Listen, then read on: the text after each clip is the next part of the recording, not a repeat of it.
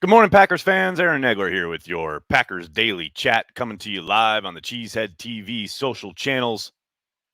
Hope you're all doing well. Sorry, I had a little technical issue there at the start, so I thought I was going to have to jump it back, but computer is now cooperating, so going live just past 10 o'clock. Thank you so much for joining me. The Packers will be back on the practice field this afternoon in preparation for their trip to California to take on the San Francisco 49ers. We'll hear from Aaron Rodgers prior to practice, a little different than usual, and we'll hear from Matt LaFleur after practice. So we'll hear headlines coming out of practice undoubtedly. And then this evening, 5 p.m. Eastern, 4 p.m. Lambeau time, join myself and Corey Banke for the latest edition of Packer Transplants Live, coming to you from the New York City studios and Corey's house in Green Bay. It's going to be a lot of fun. Expect to see you all there in attendance, taking notes. Hello to everybody in the comments section. Hope you're doing well. TKM starting us off. Thank you for being at your post. Thanks for the super chat. Morning, Nags. Pundits say you do not know what a team is or is not until week 6 or 7. Hence, no need to panic yet. But this San Francisco trip scares the bejesus out of me. What's your gut tell you, Pappies? My gut is significant, and it tells me that Packers are probably going to lose this game. And it's nothing to freak out about, though that won't stop anyone. I fully expect the Packers blogosphere, internet, Twitter, what have you, to be a complete shit show next week after they lose on Sunday night. Now, does that mean there's no chance? No, of course not. There's a chance they win this game. 100 billion% there's a chance. There, any given Sunday, Packers are a very talented team. But if they've shown anything over Matt LaFleur's tenure, it's that this is a bad matchup. Scheme-wise, play-calling-wise, who knows what's going to show up on the defensive side of the ball for the Packers. As far as the offense goes, taking care of that front for the 49ers is job number one, and we'll see if they're up for it. We'll see if they're able to stick with the run and kind of run their offense. They've gotten away from it the last few times they've played the 49ers and really played into their hands. Obviously, a monster matchup is Elton Jenkins versus Bosa on the edge there, and we'll see how he holds up. He's played extremely well through these first 2 weeks, but this is a whole other type of player that he's going against. So that is something that bears watching, as well as obviously Fred Warner in the middle there. He is one of the best defensive players the Packers will face all season long, and how they go about handling that is going to be interesting, because goodness knows he's a problem. What else we got? Run with Dylan. Jonathan, couldn't agree more, but I doubt they do it. The 90s Packers had to break the cycle at some point, and we will break this one. Let's hope so, Antoine. Let's hope so. Of course, don't ever forget that, we were all waiting and hoping, including Favre's wife, as he tells it, for the Cowboys to be at Lambeau for the NFC Championship game, and we were robbed of that. Obviously, we got it the next season, and Fritz Shermer actually blitzed, and we were, amazed, and the Packers won, and it was great. That kind of exercise, that demon, they exercised the winning in Minnesota demon. But that didn't happen until after the Super Bowl season. So, yeah, I mean, I would love it if they showed up on Sunday night and shocked the world, but I'm not holding my breath. Let's put it that way. Oh, wow. We got someone shouting here on Twitter. No more Kevin King, only Eric Stokes. That's a very rudimentary Madden type of way of looking at it, but that's not reality, is it? We will see more Eric Stokes. Of that, I have no doubt. But to think that they're just going to make a one-for-one swap and you'll never see Kevin King again is pretty naive. What's up, Big B? How are you? Got into an argument with Jermichael Finley on Twitter last night. Big B, why? Doesn't let Jermichael be, man. He came at me, last year, 2 years ago? You just mute and move on. It's insignificant. What possible value do you get out of arguing with Jermichael Finley on Twitter? None. Mute and move on. Life is too short, man. Caleb, thanks for the super chat. I hope we continue to run the offense through Aaron Jones and stop going 5 wide. Look, I've said it many times. I don't mind 5 wide as a wrinkle. It does work in certain situations. I think there are certain matchups they can take advantage of with that, but God knows it should not be a base part of the offense. And yes, 1,000,000,000% they need to run through Aaron Jones. Absolutely. Why does it seem that Kevin King is better when he's pressing at the line of scrimmage, but completely changes the type of player he is when he plays off? Isn't it supposed to be the opposite? Well, his length helps him, right? If you can control a wide receiver at the line of scrimmage, usually with the length of your arm, which is how Kevin usually tends to operate when he's up on in press man, that gives you an advantage as a corner.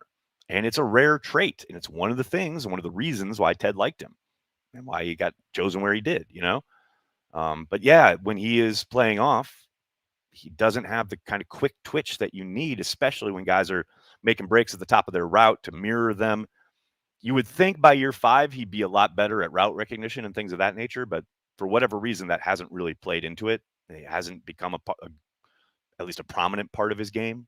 I wish it would. I wish he was a little better, and that's fine playing off, but then you've got to be expecting certain types of routes in certain situations, which is something he completely, for whatever reason, has not kind of made a part of his game.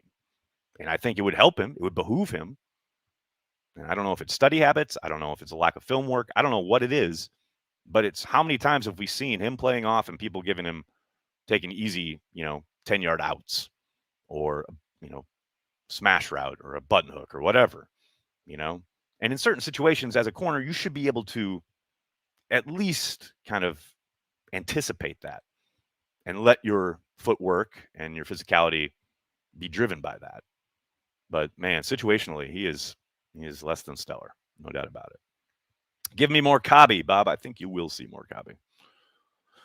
Where's the motion in the offense? Asked Henry. Remember when we had that back from Jacksonville? Can't remember.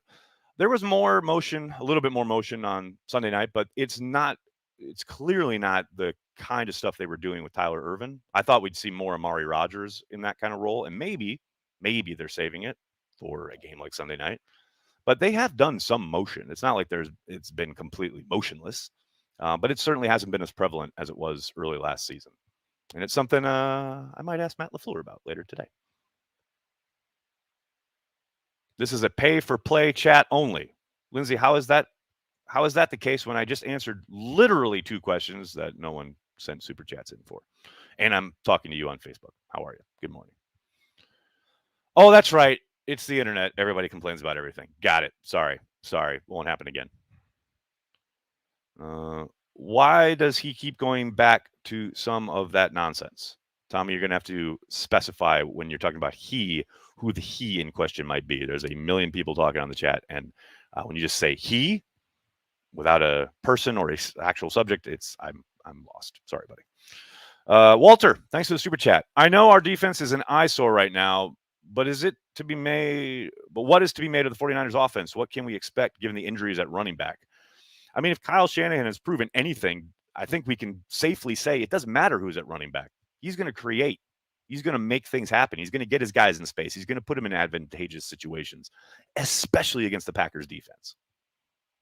Don't forget, they play in the NFC West with the Rams. They've seen this defensive scheme plenty, and they know how to take advantage of it.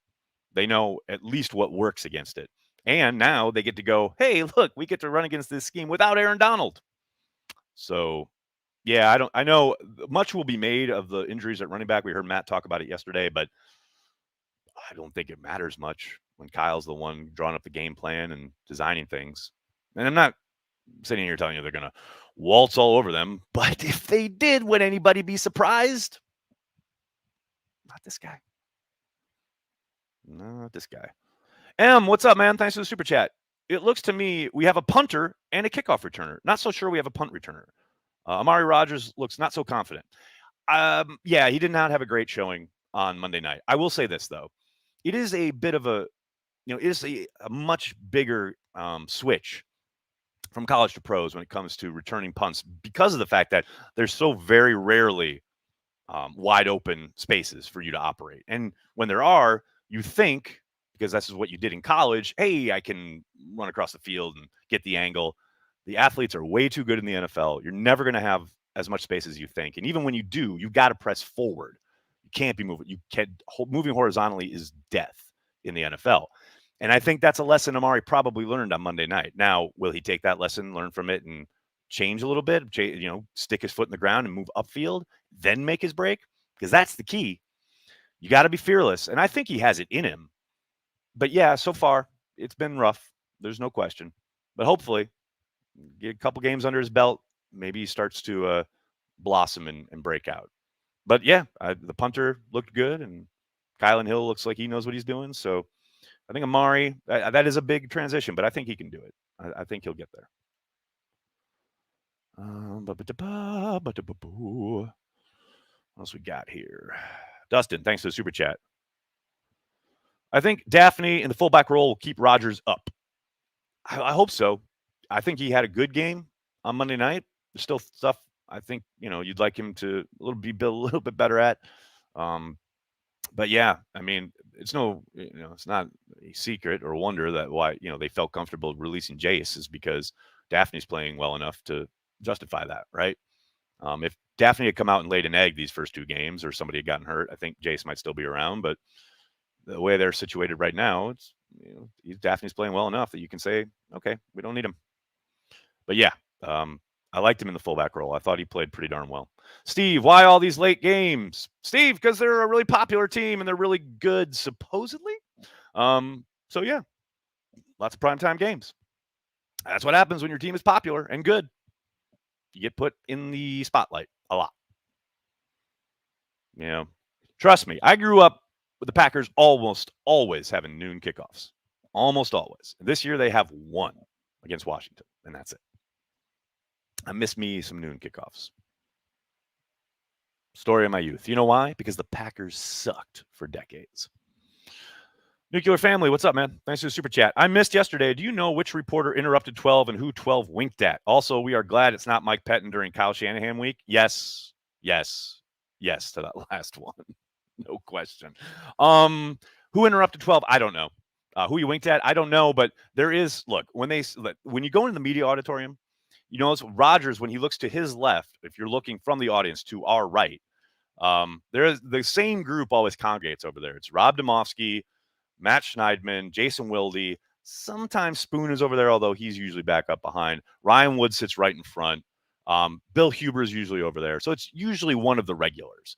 I would suspect that wink was at either Schneidman or Wilde, but I don't know. I can't say for sure.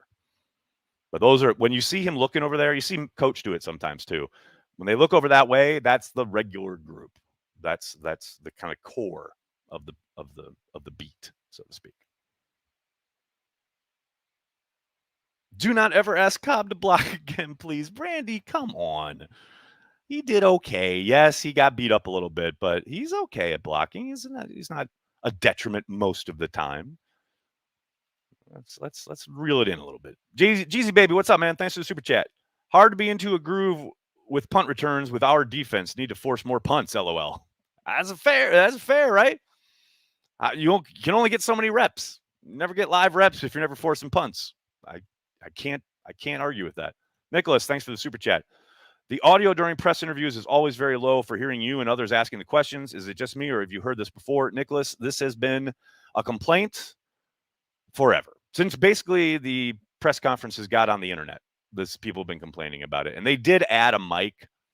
And the fact that you can hear anything at this point, even muffled sound, is an advancement from what it used to be.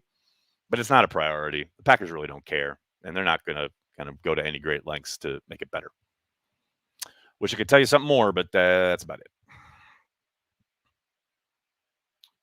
This is the hump I want us to get over, showing up on the road against a great team. All right, Levi. Okay. It's week 3. Nobody's great yet. Let's just slow the roll. However, a challenge, a tough opponent, no question about it. A place where they've had a history of laying eggs. All of the above. Yes, I would love for the Packers to shock the world in that regard. No question about it. When was the last time you looked at Rodgers and thought, okay, he might be better than Favre? Pretty much the majority of 2020. Maybe that throw to Tunyon in the end zone on Monday night. I mean, look, I was a holdout for a long time, but Rodgers is better than Favre. We all know this. Come on now. Come on. I mean, don't get it twisted. Brett meant everything to me when they were coming up and going from this perennial also-ran bottom feeder, etc., into Super Bowl contenders and, change the entire landscape of the Packers franchise, etc. Brett will always mean a lot to me, that version of Brett. Like, God knows what's going on right now. But he was awesome, amazing, 3-time MVP. I champion that all the time because most of the internet, and especially Twitter, has either forgotten or wasn't alive when Brett was winning MVPs. All they remember is old man Brett throwing tons of interceptions. He was a god among men on the football field. No question about it. And Aaron Rodgers is better. Point blank. Choose any metric, choose any style of play. Anything Brett could do, Aaron can do better. Except maybe, stay on the field. And who knows, towards the end especially, maybe Brett staying on the field was to the detriment of the team. Not saying, I'm just saying. Too old for this. Thanks for the super chat. Drinking game suggestion. Oh, these are always good. Every time anyone in the presser says execute or high level, I wouldn't make it through the pre-practice with coach. Well, he's going after practice today, so you'll be okay. I don't think that execute or high level, that's not terrible. Are you talking from the like people asking the questions using those phrases? That's not bad. I'd join in on that one just because I don't think we'd be drinking a whole lot. Dustin, thanks for the super chat. 49ers lack of running back gives me hope Sunday. Oh. What's that TikTok sound? It says, I'm not black, I'm OJ. I'm like, okay. I don't know, man. I don't. The running back is the least of my worries. Was EQ elevated to the roster just because his family was there to see him and his brother? Walter, I don't know. No one's asked that question yet. And we don't have Brian available, so it's kind of hard to say, but maybe try and get it out of Matt. I only get one question on the Zoom usually, so I don't want to like waste it on some throwaway like that. But if no one asks today, maybe I will.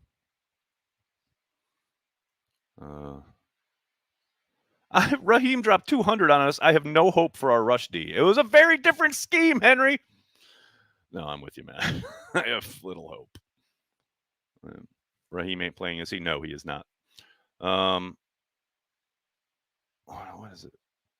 What else we got? Packers by 7. Tony calling it out. Dan, Aaron had a blast at my first Packer game Monday night. Did everything you suggested and drank all the spotted cow I could find. That's awesome, dude. So glad you got to go. Home openers are always a blast. The vibe is just great. I'm so glad you got to see a win and drink spotted cow. That's always a good day. Great to hear it, man. Dylan, thank you for the super chat. Conspiracy theory. Barry is here for his experience versus the 49ers, who are basically a quasi-divisional opponent at this point. Great. Maybe. Sure. Why not? Why not, indeed? Now the media is complaining that Aaron didn't name names. It's okay. Okay, and now I'm complaining as a member of the media that you're not naming the names of the media you're talking about. Because when you use the blanket term, the media, it becomes completely irrelevant. The media is a massive thing. And when you say the media, you're painting with an awfully wide brush. Nut up and name names you want to bash the media. Sir, with your Calvin and Hobbes, Abby. Jeezy Baby, what's up, man? Thanks for the super chat. Heard the 49ers are starting Sam Gatto this week. Yeah, and he'll probably go for 150. That's Dr. Gatto to you, sir. Frank, thanks for the super chat. Why do I get a Jekyll and Hyde vibe from this defense? It kind of showed up in the second half, I guess. Maybe they're trending the right way. I don't know, man. I'm not feeling Jekyll and Hyde. I think it was obvious that who Aaron was referring to. Jermichael Finley. It's not tough. I am new to your channel. Would like to do a cross-platform show about the upcoming game this week. 49er Gang podcast. Shoot us an email at contact@cheeseheadtv.com. What else we got? In Gatto we trust. You damn right. Rodgers plays 49ers games like Favre played Cowboys games. Harsh. Can you mention that to him and give him that chip on his shoulder? Oh, yeah. I'll get right on that. Thanks a lot. Sounds good. Pray for precipitation. There you go, Brandy. Our best defense is precipitation. Now, that's a Cheesehead TV shirt waiting to happen. More press coverage? Tommy, I hope so. Although Deebo Samuel is hard to press. But hopefully, especially on early downs. They did more of that against the Lions, and it seemed to work. So we'll see. Can't thank you guys enough for hanging out, talking Packers. I got to go. Thank you for making Packers Daily part of your daily Packers routine. I know there is a ton of stuff out there for you to consume when it comes to the Green Bay Packers. And the fact that you utilize Cheesehead TV in any way, shape, or form when it comes to your Packers addiction, and we all know that's what it is, Really means a lot to me. Thank you so much. Please do hit like on this video, subscribe to the channel, and then tell your friends and tell your family. Cheesehead TV, we're devoted to Green Bay Packers fans worldwide. Thanks a lot, everybody. Have a great day. Go Pack Go.